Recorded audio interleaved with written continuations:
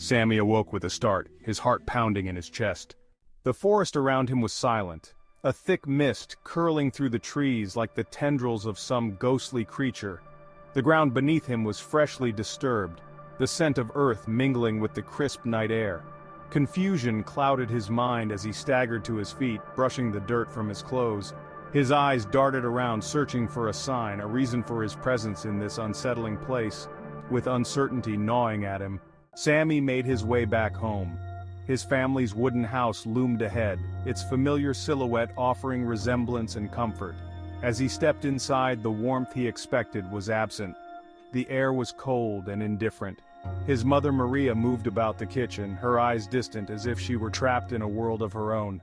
"Mom, I am starving!" he called out, but his words seemed to vanish into the thin air, unheard and unanswered. Sammy's brothers, Santho and Carva, sat in the living room, their faces quiet with an unfamiliar solemnity. Sammy approached them, a hopeful smile on his face. He says, "Hey guys, what's up?" Yet, just like with his mother, his voice fell on deaf ears. They continued their conversation, their words a muted buzz to him. Frustration bubbled within him, mingling with a growing sense of unease. Driven by a desperate need to understand, Sammy climbed the stairs to his room only to find the door locked and adorned with fresh flowers. He whispered to himself, "What is this?" stepping back in disbelief. The floral tribute was a stark contrast to the emptiness he felt inside. It was as if he was boycotted in his own life, invisible and unacknowledged. The realization struck him like a bolt of lightning. Something was terribly wrong. Days passed, each one a repetition of the last. Sammy wandered through his home like a ghost, his presence unnoticed by the ones he loved. One evening, as he sat alone humming a tune from his childhood, he heard his mother saying to his brothers, "Today marks the death anniversary of your big brother, my eldest son, the pearl of my eye," her voice thick with sorrow.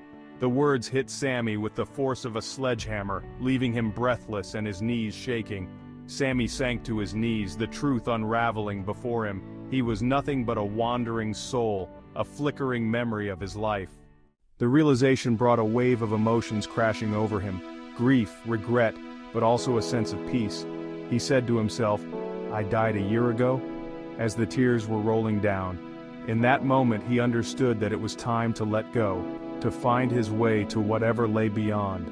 At the first light next morning he took a deep breath and whispered, "I love you, Mom." Then he vanished to the eternal light, never to roam the house again.